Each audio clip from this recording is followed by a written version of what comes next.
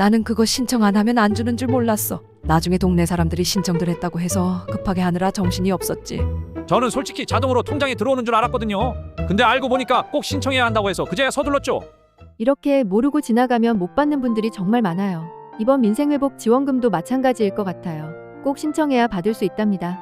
오늘 이 영상 끝까지 보시면 누구나 따라할 수 있게 쉽게 알려드릴게요. 민생회복 지원금이 뭐예요? 요즘 물가 참 많이 올랐죠. 장 보러 가면 깜짝깜짝 놀라고 기름값도 오르고 생활비 부담이 크다 보니 정부에서도 경기를 좀 살려보자고 국민들 손에 직접 현금을 쥐어주는 겁니다. 그게 바로 이번 민생회복 지원금입니다. 뉴스에서는 내란지원금이라는 표현도 나왔지만 정부 공식 이름은 민생회복 지원금입니다. 헷갈리지 마시고 오늘 설명드리는 건 이 민생회복 지원금 기준으로 알아두시면 됩니다. 얼마나 받을 수 있나요? 자, 이제 가장 중요한 것 얼마나 받는지 알려드릴게요. 이번에는 전 국민께 기본 지급하는 금액과 소득 따라 추가 지급하는 것으로 구분한답니다. 먼저 1차 지급입니다. 기초생활수급자는 40만 원, 차상위 계층이나 한부모 가정은 30만 원을 받습니다. 그리고 일반 국민은 1인당 15만 원을 받습니다.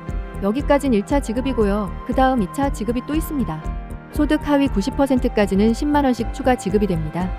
그러니까 최종으로 받게 되는 금액은 기초생활수급자의 경우 50만 원이고 차상위 계층과 한부모 가정은 40만 원입니다. 그리고 소득 상위 10%를 제외한 일반 국민들은 25만 원입니다. 소득 상위 10%는 2차 지급에서 제외되니까 15만 원만 받습니다. 좀 헷갈려요. 헷갈릴 수 있으니까 예시로 쉽게 보여드릴게요. 부부 2분, 자녀 셋, 이렇게 5명 가족이고 다들 일반 국민 소득 구간이라 치면 1차로 15만 원씩 5명이니 총 75만 원 받습니다. 2차로 10만 원씩 5명이니까 50만 원이 추가 지급됩니다. 그래서 이 집은 총 125만 원을 받게 됩니다. 이렇게 가족 수와 금액을 곱해서 쉽게 계산하시면 됩니다. 언제부터 신청할 수 있나요? 지금 정부가 2차 추가 경정 예산을 국회에 올려놓은 상태입니다. 국회에서 통과되면 바로 신청받습니다. 빠르면 8월이나 9월쯤 시작될 가능성이 큽니다. 그러니까 이 영상 보시고 지금부터 미리미리 준비해두시면 좋습니다. 신청 방법이 궁금해요. 이전의 사례를 보면 신청은 총 4가지 방법으로 할 수 있습니다. 첫째, 카드사 앱으로 신청하기. 국민, 삼성, 현대, 농협카드 등 본인이 평소 쓰는 카드사 앱에서 신청합니다. 신청 시작하면 카드사에서 문자로 안내도 오고요. 앱에 들어가면 바로 신청하기 화면이 나옵니다. 스마트폰만 할 줄 아시면 이게 가장 빠릅니다. 둘째, 정부24 홈페이지에서 신청하기. 스마트폰이 어려운 분들은 컴퓨터에서도 가능합니다. 정부24 사이트에 들어가서 공동인증서나 간편인증서로 로그인하고 신청합니다. 셋째, 주민센터 방문 신청하기. 이게 가장 편하실 수도 있어요.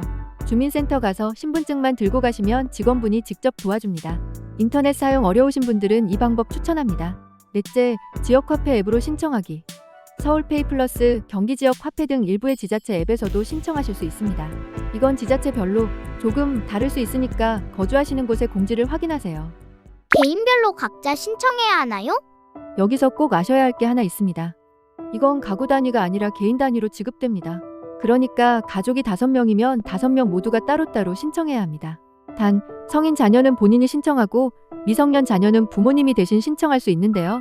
이때 가족관계 증명서 같은 서류가 필요할 수도 있습니다. 지원금은 현금으로 주나요? 지원금은 대부분 지역화폐 형태로 지급됩니다. 동네 식당, 전통시장, 슈퍼, 약국, 미용실, 이발소 같은 곳에서는 사용할 수 있고요. 대형마트, 백화점, 온라인 쇼핑몰에서는 사용할 수 없습니다. 쉽게 말해 우리 동네에서 장 보고 밥 먹고 하시라고 주는 돈입니다. 지역화폐의 장단점은 무엇인가요? 장점으로는 동네 장사를 살려서 지역 경제에 도움됩니다. 또 소비를 빨리 하게 유도되니 경기에도 좋고 정부 입장에서도 어디서 썼는지 관리가 잘 됩니다. 단점으로는 대형마트나 온라인몰은 못 쓰고 일정 기간 안에 다 써야 한다는 유효기간이 있습니다. 스마트폰이 어려우신 분들은 앱 설치가 좀 힘들 수 있습니다. 그래서 미리 자녀의 도움을 받아 준비하시면 가장 편합니다. 주의사항도 있을까요? 네, 몇 가지 주의사항 강조드릴게요.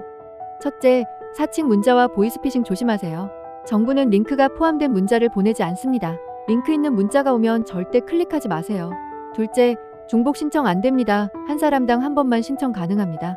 셋째, 소득이 높은 분들은 일부 금액을 나중에 연말정산 때 환수할 수 있습니다. 넷째, 신청 기간이 지나면 받으실 수 없습니다. 기간 내에 반드시 신청하세요.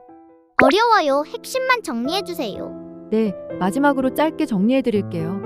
전국민 15만 원 기본 지급하되 소득 따라 추가 지급하고요. 소득 구간에 따라 최대 50만 원까지 가능합니다. 그리고 카드사 앱, 정부24, 주민센터, 지역화폐 앱으로 신청할 수 있습니다. 동네에서 사용하는 소비 쿠폰 형태로 지급될 가능성이 높고요. 마지막으로 사칭 문자 조심, 중복 신청 금지, 신청 기간 반드시 확인 등의 주의사항을 잘 숙지해 주세요. 이거 준비 안 하면 남들은 다 받는데 나만 못 받습니다. 지금부터 미리 준비하세요. 앞으로도 꼭 필요한 생활정보, 꿀팁 돋보기가 가장 쉽게 알려드리겠습니다. 구독, 좋아요, 알림 설정 꼭 부탁드립니다.